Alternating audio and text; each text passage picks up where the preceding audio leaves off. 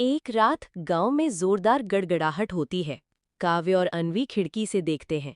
आसमान से एक तेज नीली रोशनी सीधी पहाड़ी पर गिरती है। काव्य चौंक कर कहता है, ये कोई उल्कापिंड नहीं था। अन्वी कहती है, कल सुबह वहीं चलेंगे।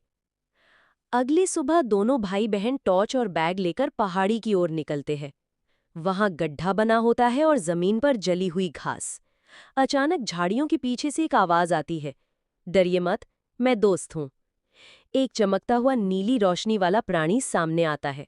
वो कहता है, मेरा नाम जायल है, मुझे मदद चाहिए। जायल बताता है कि वो जेलेरा नाम के ग्रह से आया है। उसका ग्रह अब नष्ट हो रहा है और कुछ एलियंस पृथ्वी पर आ गए हैं, कुछ अच्छे, कुछ खतरनाक। अगर वोर्डान मुझसे पहले यहां पहुंच गया तो पृथ्वी बहुत बड़े खतरे में है। सरकारी हेलीकॉप्टर उस क्षेत्र में उड़ने लगते हैं।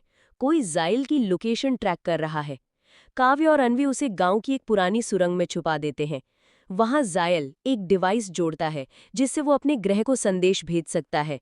लेकिन तभी जमीन कांपती है और काले धुएं से भरा एक विशालकाय प्राणी प्रकट होता है, वोडैन। वोडैन और जायल के बीच जबरदस्त लड़ाई होती है। अन्वी जायल को ऊर्जा डिवाइस पकड़ाती है और काव्य पुरानी मशीन को चालू करता है जो सुरक्षा कवच बना देती है।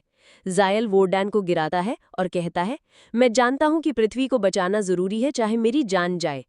अचानक आसमान में एक गोल नीला पोर्टल खुलता है। जायल उसमें घुसते हुए मुस्कुराता है, हम फिर मिलेंगे जब तुम्हें जरूरत हो। अगले दिन काव्य और अन्वी की टेबल पर एक चमकता हुआ नीला पत्थर रखा होता है। उस पर लिखा होता है, तुम अवतारों के रक्षक हो।